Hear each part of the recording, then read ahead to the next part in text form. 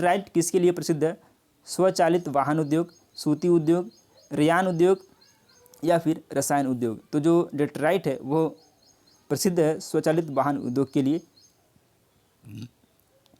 और यहाँ पे क्या हुआ है, जो मोटर गाड़ियों के जो डेट्राइट अमेरिका के मिशिगन प्रांत का एक स्वचालित वाहन उद्योग शहर है, यानी कि जो अमेरिका का मिशिगन प्रांत है वहाँ पे एक वाहन उद्योग है, उसी शहर के नाम से ही है, जो डेट्राइट के तट पर अवस्थित है।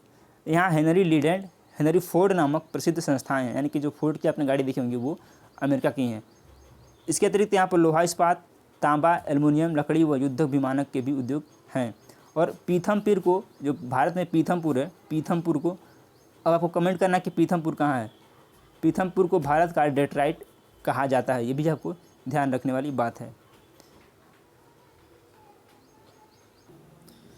नई दिल्ली का सीबीडी है, यानी कि सीबीडी क्या है, आइए देखते हैं। नोएडा, गुरुग्राम, गाजियाबाद या फिर कनॉट प्लेस। तो जो दिल्ली का सीबीडी है वो है कनॉट प्लेस। अब सीबीडी क्या होता है आइए समझते हैं।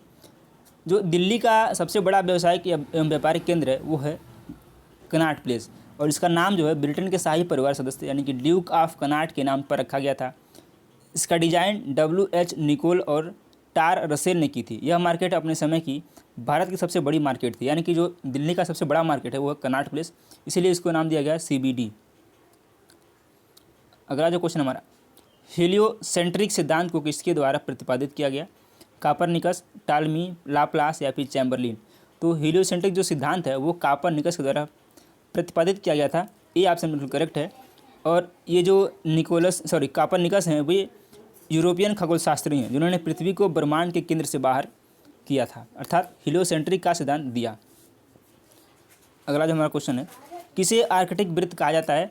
66.5 डिग्री उत्तरी, 23.5 उत्तर, 66.5 डिग्री दक्षिण या फिर 90 डिग्री उत्तर। तो जो आर्कटिक वृत्त है वो कहा जाता है 66.5 डिग्री उत्तरी को। ऑप्शन नंबर ए करेक्ट है। अब आइए समझ लेते हैं। देखिए ये भूमध्य रेखा है यानी 0 डिग्री, ये 23.5 डिग्री, ये भी 23.5 डिग्री, ये 23.5 डिग्री नॉर्थ है, ये साउथ है। इसके बाद आता है 66.5 डिग्री, इसी को बोलते हैं हम लोग आर्कटिक वृत्त। ठीक है। अगला जो क्वेश्चन है, अपने ही स्थान पर शैलों की विघटन और अपघटन की प्रक्रिया क्या कहलाती है? अपक्षय, अपर्दन, भूस्खलन या फिर साधारण भूस्खलन। तो अपने ही स्थान पर शैलों का जो विघटन है और अपघटन है, इसकी प्रक्रिया जो कहलाती है वो कहलाती है अपक्षय। ऑप्शन नंबर ए बिल्कुल करेक्ट हो जाएगा। कणिका में विघटन किसका एक उदाहरण है? कणिकामय विघटन है, ये कणिका हो गया है। कणिकामय विघटन किसका एक उदाहरण है? यांत्रिक अपक्षय, रासायनिक अपक्षय, पादप अपक्षय या फिर इनमें से कोई नहीं। तो जो कणिकामय अपक्षय है वो उदाहरण है एक आंतरिक अपक्षय का। ये ऑप्शन बिल्कुल करेक्ट है। अपक्षय वह प्रक्रिया है जिसके द्वारा पृथ्वी को सतह पर मौजूद चट्टानों में टूट फूट होती है, यानी कि जो पृथ्वी पर चट्टानें हैं, ठीक है, बड़े बड़े जो चट्टानें इसमें टूट फूट होती है, उसी को बोलते हैं अपक्षय। ठीक है। यह अपर्दन से भिन्न होता है क्योंकि इसके टूटने से निर्मित भू पदार्थ एक जगह से दूसरी जगह नहीं जा पाते, क्योंकि चट्टान बड़े बड़े होते हैं, जब ये टूटते हैं तो एक जगह से दूसरी जगह नहीं जा पाते हैं। यही इसकी विशेषता है, यही अंतर है अपर्दन और अपक्षय में।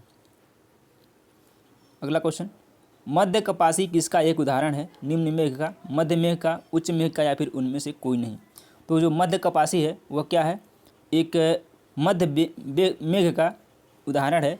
और पृथ्वी से ऊंचाई के आधार पर बादल को 4 प्रकार या फिर 4 प्रकार उच्च मेघ, मध्य मेघ, निम्न मेघ व ऊर्ध्वाधर मेघ के रूप में वर्गीकृत किया गया है, जिसमें मध्य कपासी मध्य मेघ का उदाहरण है। ठीक है। तो आपको याद रखना है कि जो बादल है यानी कि मेघ है उसको 4 प्रकार से डिवाइड किया गया है, निम्न मेघ, मध्य मेघ, उच्च मेघ और एक क्या है, एक है ऊर्ध्वाधर, एक ऊर्ध्वाधर मेघ है। ठीक है।